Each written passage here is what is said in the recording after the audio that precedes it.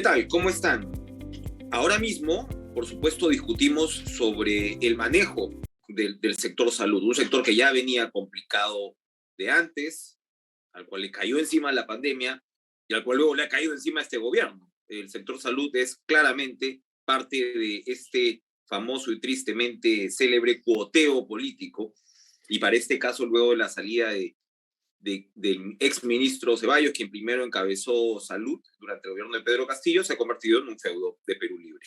Ya sabemos cuáles son las consecuencias que se pueden ir observando, pero un estudio muy interesante encargado por Comex Avidenza eh, revela además una radiografía muy preocupante porque toca o intenta, mejor dicho, responder a la pregunta de por qué nos fue tan mal en la pandemia, por qué tenemos ese ratio de fallecidos por cada 100.000 habitantes que es el más alto del mundo.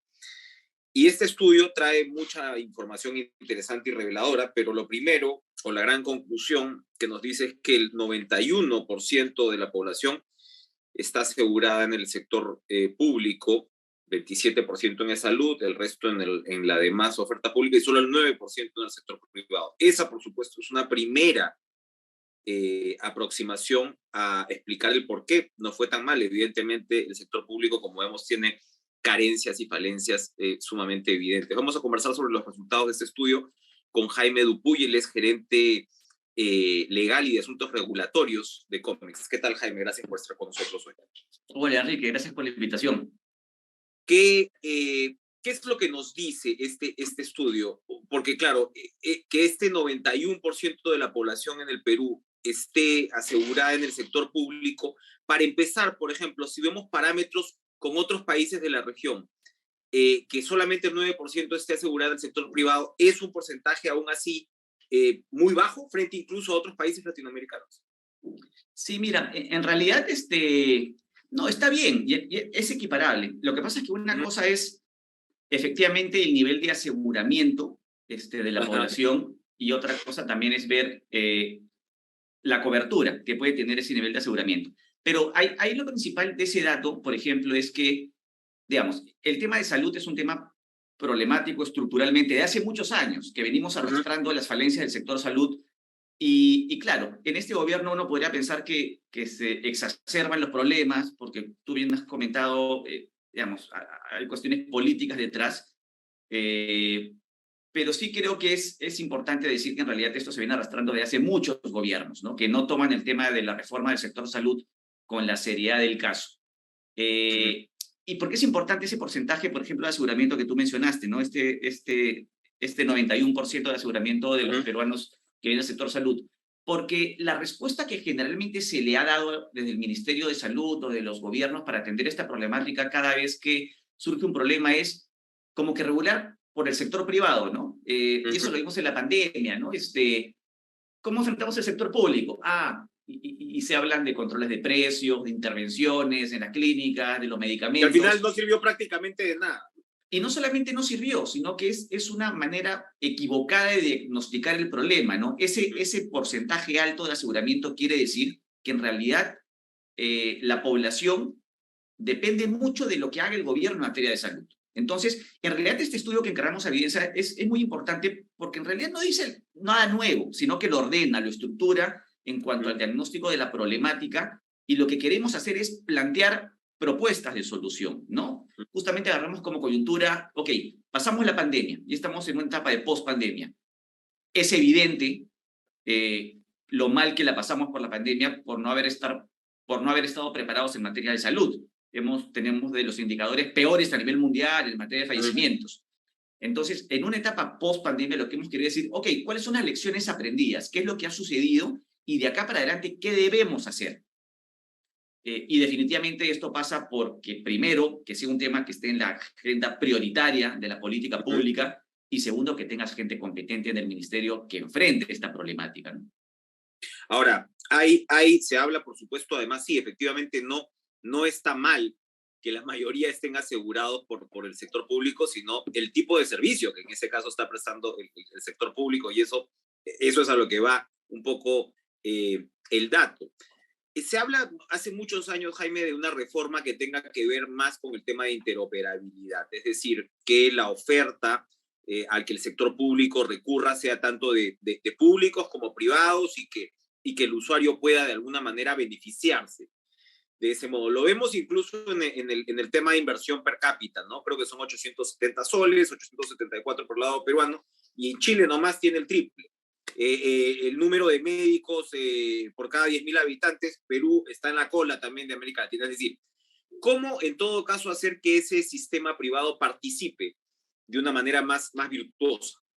Sí, tiene que haber una integración. En algún momento lo que veíamos del estudio es que hay un problema de gobernanza en el país. El tema de Ajá. salud está muy fragmentado. Entonces, por una parte, tú tienes todo lo que haga el Ministerio de Salud, que no solamente tiene calidad de órgano rector, sino también operativo, porque se encarga de manejar todos los hospitales del sector público y la coordinación con las direcciones regionales, porque aparte por la descentralización hay muchas facultades que se han ido delegando. Por otra parte, tienes el Ministerio de Trabajo, del que depende de salud, porque al Uh-huh. final es un factor distinto, ¿no? Porque es la contribución que dan los empleadores, lo que aporta este fondo. Y un tercer campo tienes la sanidad de las Fuerzas Armadas y la policía. Entonces, tienes un sistema de salud fragmentado en donde no hay, a su vez, una separación entre la parte del financiamiento y la prestación del servicio. Uh-huh. Y por el otro lado tienes la oferta que se puede dar por parte del sector privado, que como hemos visto en realidad es minoritaria, ¿no? Entonces, ¿qué se tiene que hacer? Primero hay una reconfiguración porque esta fragmentación involucra también que no destines los recursos, los escasos recursos, de manera eficiente. Entonces, Uh-huh. y te hablo, no sé, pues de una cosa mucho más simple de la administración, de la gestión de los establecimientos, de las compras públicas. En fin, el Ministerio de Salud debería mantener esta calidad de órgano rector y mucho se habla que de repente que haya un gran fondo de financiamiento que fusione todos los, o sea, todo lo que venga de salud, las sanidades, que sea el gran asegurador y que por la parte de prestación, al final a ti no te interesa si te presta servicios una clínica privada o una pública. Tú, desde el concepto de política pública, el paciente tiene que ser el objeto, el centro de la atención. Entonces, al final, lo que a ti te interesa como Estado es que ese paciente tenga una prestación, un servicio de salud oportuno, económico y bueno, de calidad. Entonces, no te importa si sea público o privado. Entonces, hay este concepto de intercambio prestacional, que es lo que se llama, que en algún momento de la pandemia se trató de hacer, ¿no? Que el Estado se ponga de acuerdo con las clínicas y vas a tener que negociar como que un tarifario, porque si Uh-huh. yo, asegurado al CIS, por ejemplo, me atiendo en una clínica privada, al final el que tendría que financiar es mi aseguradora, ¿no? Que es el CIS, que le tendría Uh-huh. que pagar de frente a la clínica privada. Lo que pasa es que hubo un acuerdo, pero claro, el principal incumplidor es el Estado, entonces tienes muchas clínicas que al final unas deudas enormes, ¿no? Pero este concepto, aparte de intercambio prestacional, está muy ligado a lo que se llama redes integradas, que es otra cosa que ha salido del estudio, que es muy importante. Ese es un trabajo que el BID está trabajando mucho con el Ministerio de Salud para crear, de un punto de vista de gestión pública, como que circunscripciones territoriales, donde estén integrados establecimientos públicos y privados. Entonces, si yo vivo, no sé, pues en San Juan del Lurigancho, desde que yo nazco, yo sé que voy a estar o que voy a formar parte de una red integrada de salud, donde va a estar compuesto por los 3 niveles de atención, primer, segundo y tercer nivel de atención. Porque el primer nivel de atención va a ser los sitios en donde las postas, como que tu primer contacto, tu puerta de entrada al sistema de salud. Entonces, si yo ya sé cuáles son los establecimientos que van a estar asignados, que va a haber también una característica pues, de cercanía al domicilio, ¿no? Para que no te tengas que mover justamente por este término de este concepto de oportunidad en la prestación de salud, tú ya vas a saber que hay una serie de establecimientos asignados a determinadas personas. Y una vez que tengas como que un mapa poblacional determinado, tú vas a trabajar también en función de cuáles son las prevalencias de las enfermedades en esa zona, y todo eso va a depender de cuánto recurso humano vas a necesitar, qué especialidades, qué tipo de enfermedades, porque es distinto empezar a configurar, por ejemplo, en zonas, no sé, pues de altura, donde de repente las enfermedades Uh-huh. pueden ser distintas a zonas de la costa. Entonces, todo Uh-huh. eso te marca la gestión pública en función de qué medicamentos necesitas, qué tipo de especialidades. Entonces, te ayuda a mejorar la eficiencia en el uso de tus recursos, ¿no? Es bien interesante porque de lo que se está hablando es de una manera centralizar una gobernanza a nivel macro, pero descentralizar a nivel territorial, claro, porque cuando tienes un sistema mucho más integrado, es más fácil y más viable ver cuáles son las necesidades en tal o cual lugar. Esos son manejos de gestión que en realidad pues se están dando ahora por todas partes. Allí, lo que suena muy lógico, ha tenido, por ejemplo, resistencia en años pasados por parte de actores en salud. Por ejemplo, recuerdo la gestión de Molinelli y ella decía, si unifican el sistema de salud vas a unificar hacia abajo, ¿no? O sea, de salud que está comparativamente mejor que los servicios del MINSA va a terminar siendo castigado. ¿Qué se responde a una visión como esa desde la perspectiva y desde la propuesta que ustedes están desarrollando? No, es que hay que mirar a largo plazo. O sea, yo entiendo de repente la posición de la doctora Molinelli en su momento, porque claro, ella lo que tiene que resguardar es el servicio que prestaba e-salud, ¿no? Que definitivamente puede ser considerado por muchos mejor en cuanto a prestación de servicio que un SIS, ¿no? Pero hay que ver, o sea, por eso es la importancia de una visión del Ministerio de Salud como órgano rector de ver la foto completa, pues, ¿no? Y lo que tiene Claro. que ver es cómo funciona el sistema. Y sin duda son cosas que no se van a ver en el corto plazo. Es una cosa progresiva, pero los resultados se van a ver después. Y si eso no lo acompañas con una política sostenida de ir, independientemente de cambios de gobierno, de ir asignando a las personas más competentes en la implementación de estas mejoras, definitivamente pues la cosa no se va a solucionar, ¿no? No va a haber forma si no se toma como política de Estado, y si la política además de personal, ya lo estamos viendo, ¿no? La asignación de los ministros, las direcciones y demás, que es todavía más complicada, pero siempre ha sido complicado también el tema de integración con el sector privado. Otra vez, la lógica nos dice que así debería ser en beneficio del propio ciudadano y del propio asegurado. Pero, por ejemplo, ¿no? Hemos visto antes, recordarás escándalos en el gobierno de Kuczynski, ¿no? Cuando había esta asignación del doctor que trabajaba como asesor en Palacio y él decía, no, este es mi hombre en tal o cual. Y claro, eso le hace mucho daño, ¿no? A una idea correcta y hacia la cual hay que apuntar, que es el de la interoperabilidad. ¿Cómo hacer para que un sistema como esto sea realmente eficaz, con la menor corrupción posible y, claro, con el mejor manejo de los recursos disponibles, ¿no? Sí, digamos, o sea, la respuesta a eso es cómo hacer que un gobierno sea eficiente, porque en Claro. realidad, o sea, en la medida en que tú puedas asegurar y como ciudadanía fiscalizar que las personas que ocupen los cargos más altos a nivel del gobierno sean personas probas que trabajan por el país, eso se va a ver reflejado en cada uno de los estamentos posteriores, ¿no? Llámese salud, trabajo, en cualquier sector. Pero, pero hay que fiscalizar. Nosotros ciudadanos también tenemos que ser conscientes que tenemos que exigir, ¿no? Que las autoridades que designemos sean las mejores y que al final hay un tipo de rendición de cuentas, ¿no? Claro, tienes espacios en donde puede haber este nivel de confluencia para políticas públicas, ¿no? Como en su momento puede haber sido el Acuerdo Nacional, que definitivamente son espacios que están debilitados, ¿no? Porque el propio gobierno no les da la importancia de vida. Pero yo creo que es muy importante darle ese fortalecimiento a esos espacios porque es donde se aglutina el sector público, el sector privado, la academia, para justamente darle soporte a este tipo de políticas a largo plazo, que es tan importante, ¿no? Por ejemplo, tú mencionabas este tema de la interoperabilidad y es muy importante ese cambio de visión, ¿no? Que generalmente un sector salud está pensando en obras de cemento y ladrillo, ¿no? Generalmente como que una buena gestión esté en función de cuántos El gran hospitales. hospital regional, el gran hospital regional. Correcto. Y si es más de uno, mejor. Sí, sí.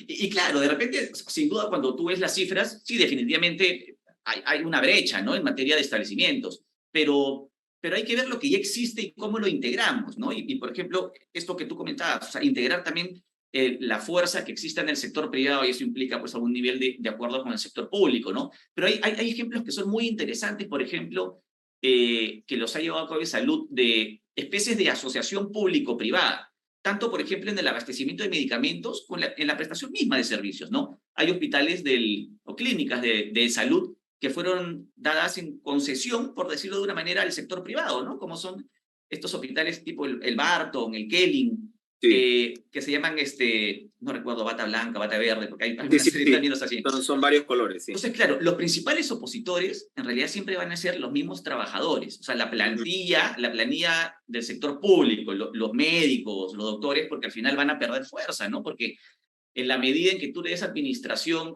al sector privado, en algunos casos va a ser, digamos, tercerizar los servicios propios, o sea, no solamente administrar el hospital, sino el servicio, o sea, los mismos médicos. Entonces, en la medida en que tú sientas que te afectan tu puesto, Por te vas a supuesto. preocupar. Entonces, uno de los grandes opositores siempre ha sido los sindicatos a nivel de los trabajadores, pero digamos, hay decisiones que se tienen que tomar. O en materia, por ejemplo, de provisión de medicamentos, es muy, muy interesante esta APP que hay en el sector de salud con Salop, que es una empresa privada que nos ayuda justamente a la logística de los medicamentos, ¿no? Asegurarte que en los establecimientos de salud tengan los medicamentos necesarios, ¿no? Porque una de las complicaciones que hemos visto y que ha salido en el estudio es que la mayor cantidad de gente, cuando tú le preguntas dónde te terminas atendiendo cuando tienes un problema, es en las farmacias. O sea, mucha gente ve o tiene desconfianza o ya tienes una preconcepción de que si vas a un hospital o una clínica... Que te van a dar cita en tantos meses que vas a perder correcto, que vas a perder tiempo. tiempo. Entonces, mucha gente termina yendo a las boticas privadas, ni siquiera a las farmacias, como se llaman las boticas, las cadenas, ¿no? Las grandes cadenas, a buscar atenderse. Y eso está mal, pues. Entonces, no sé, y los que se logran atender en los hospitales públicos, al final siempre tienen, o la gran mayoría tiene que acudir a sacar plata de su bolsillo para los medicamentos, porque por más que hayan estado asegurados, el establecimiento público no le termina dando las medicinas porque no las tiene, no tiene a disposición. Entonces, se contrata. Es otro de los datos del estudio. Quienes están correcto. asegurados en el sector público han gastado más de 4 veces en medicinas durante la pandemia que quienes están en el sector privado. Entonces, después cuando tú ves en las noticias, oye, pero los medicamentos son carísimos o las atenciones en la clínica son carísimas, pero esa persona no tiene que haber ido a la clínica a pagar a su bolsillo. O sea, tiene que haber recibido el servicio bien por parte del sector público al estar asegurado, ¿no? Y eso nos lleva pues a la última, digamos, en temas de abastecimiento, como hemos tocado el tema de prestación, financiamiento, como lo has explicado, pero el abastecimiento incluye pues un operador logístico tercerizado, que es algo que evidentemente también genera muchísimas resistencias en un sector no solo altamente politizado, sino con intereses muy grandes, ¿no? Sí, sí, claro, y se presta mucho a corrupción, ¿no? Pero sí, por ejemplo, como el salud, digamos, porque claro, el salud tiene este gran operador logístico que es Salop, pero solamente para Lima. Y tú tienes que, a nivel de compras públicas, por el Ministerio de Salud, tienes a Cenares. O sea, Cenares es la entidad pública que se encarga de comprar y que después tiene que distribuir. Entonces, tienes muchos problemas. Primero, que de repente no compras bien, no gastas bien. Entonces, ya de por sí tienes un primer escollo que es que no tengas los medicamentos suficientes. Segundo, que tengas una fuerza logística, ¿no?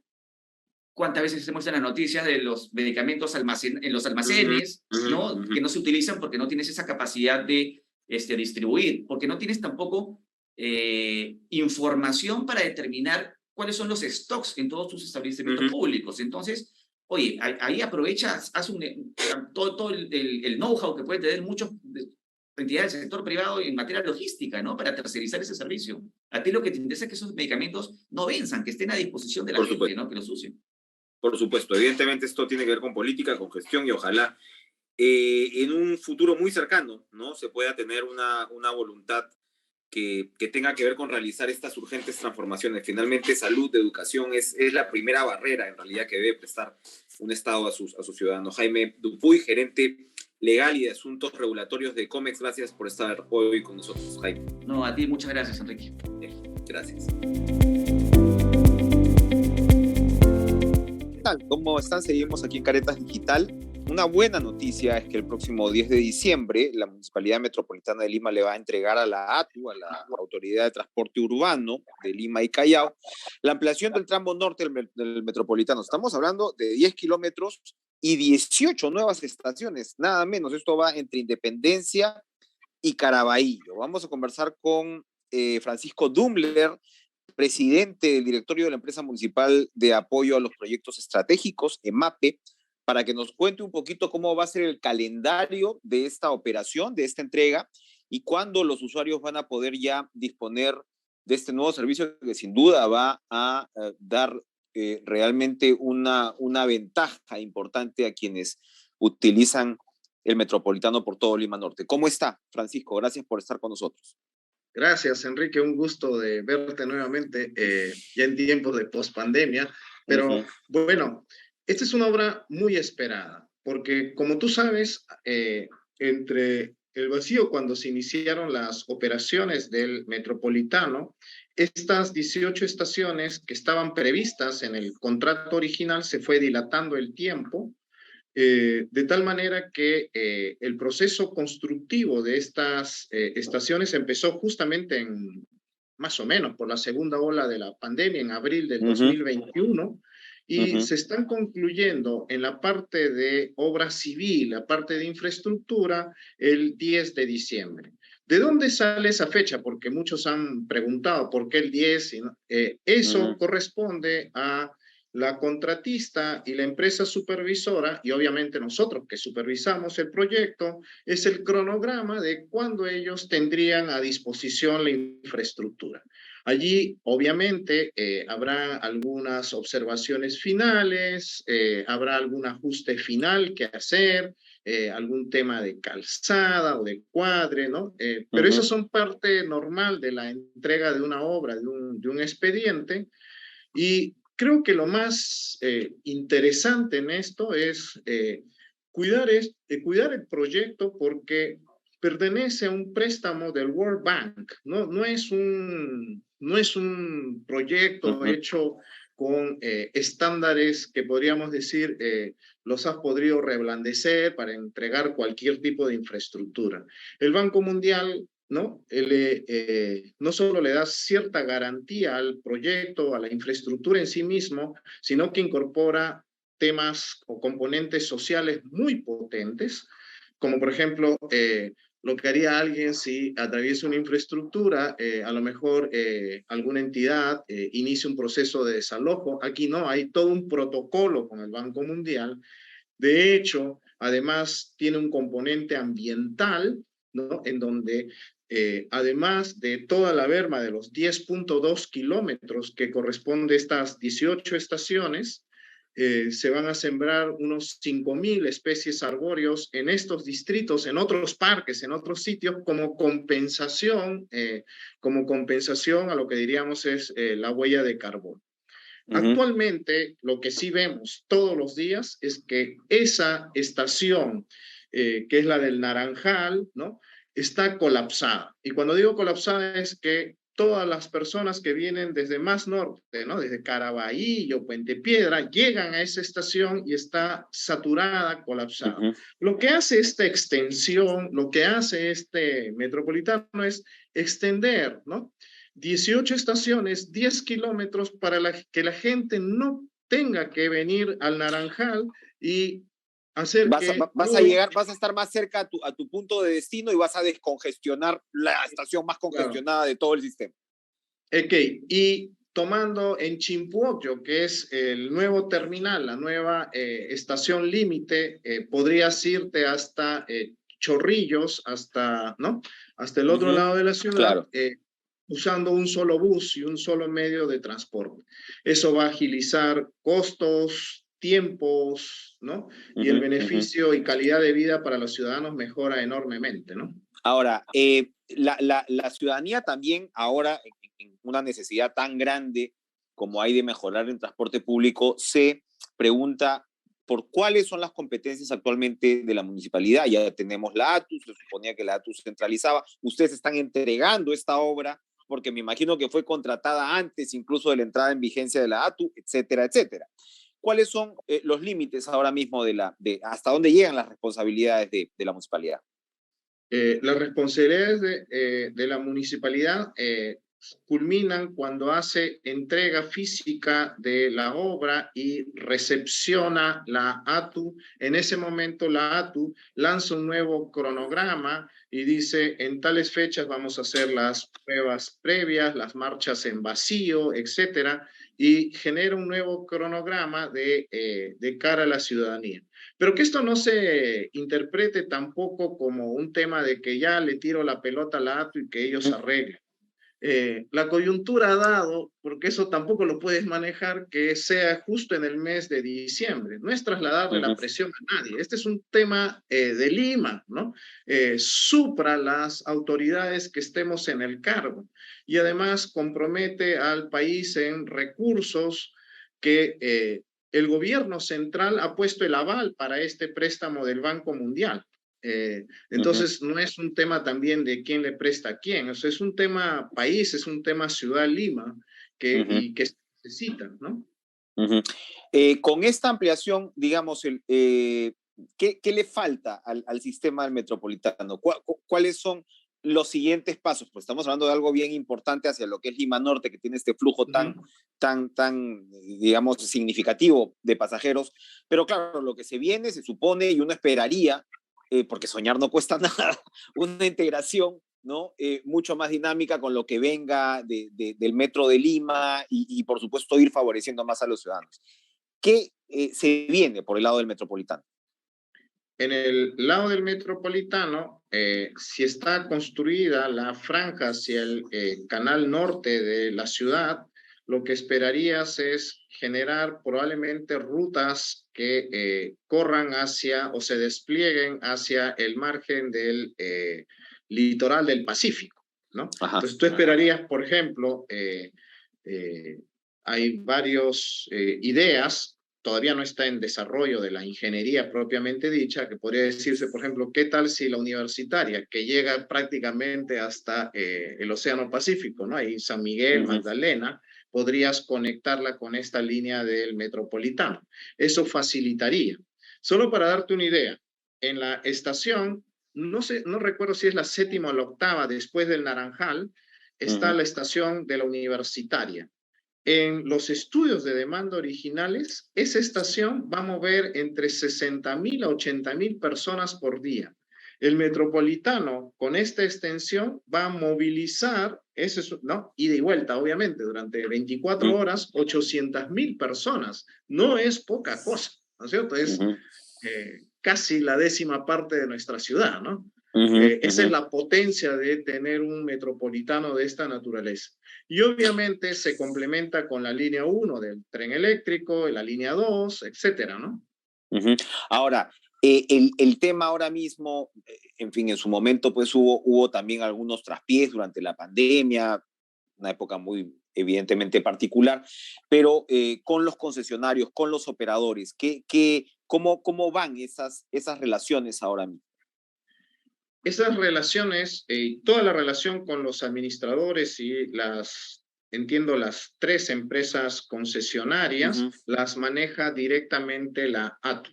Sí, al igual que el sistema y el diseño tarifario y el cobro de los pasajes, ¿no? ¿Okay?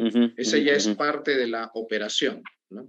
Ahora, y la señora Jara acaba de felicitarse, ¿no?, por la buena relación que actualmente se tiene con la gestión municipal. ¿Cómo se expresa esa buena relación? Hablando de las competencias de cada uno, ¿no? La relación se expresa primero en que el alcalde Romero y el suscrito tenemos la mejor de las voluntades, y eso se le hemos expresado a la señora Jara, y eso filtra hacia abajo, por poner un término, ¿no? Y cuadros técnicos se empiezan a reunir, empiezan a limar los detalles, ¿no? Que todos son importantes, obviamente, pero yo creo que el tema es, ¿no es cierto? O sea, hay que culminar la infraestructura, ¿no? Hay que continuar y culminar el proyecto, y obviamente tenemos varias cosas de trabajo coordinado con la ATU, y lo que fue historia, si no me llevaba bien o si hubo roces en la transferencia, en la creación de la ATU, esa es historia pasada. O sea, creo que hay que pensar como país, o sea, ¿no? ¿Te imaginas crearle una expectativa de tal naturaleza? Ya hemos llegado, ¿no es cierto? O sea, ya hemos llegado a la orilla, no vas a morir en la orilla, ¿no es cierto? O sea, ya has llegado a desatar ese proyecto, has llegado a colocarle la infraestructura, has conseguido recursos para bancar esto, los detalles técnicos, ¿no es cierto? O sea, si el tubito, los arreglamos. Pero creo que ese es un tema de voluntades, ¿no es cierto? O sea, ¿no? ¿Ok? Y la municipalidad, el alcalde Romero lo ha expresado, yo también, tenemos las puertas abiertas. O sea, cuantas veces nos citen, generemos los temas de trabajo conjunto, lo hacemos. Es más, por ejemplo, en algunas cosas, incluso el Banco Mundial, no te digo que hace de mediador, pero se sienta y convoca a ambas partes para facilitar este proceso. ¿no? Ujú, Ya aquí ujú. estamos en una discusión, terminemos esto, pongámoslo a servicio de la ciudadanía y démosle este servicio que tanto necesita Lima, ¿no? Qué duda cabe. Bueno, al país ya en otras instancias sí le falta llegar a varias orillas todavía, ¿no? Estamos en algunos casos en varios viajes de alta mar peligrosos, pero bueno, efectivamente bien que esta transferencia y esta transición se pueda completar al final, porque sí, claro, por años se ha demandado que exista una autoridad unificada para abordar una problemática tan compleja como la del transporte en una megalópolis, que es el caso de Lima, y bueno, a seguir entonces empujando ese tren o ese bus, en este caso. Francisco Dumbler, presidente del directorio de MAPE, gracias por estar con nosotros hoy en Caretas. Gracias, Enrique. Muy buenos días. Un saludo a todos por allá. Gracias.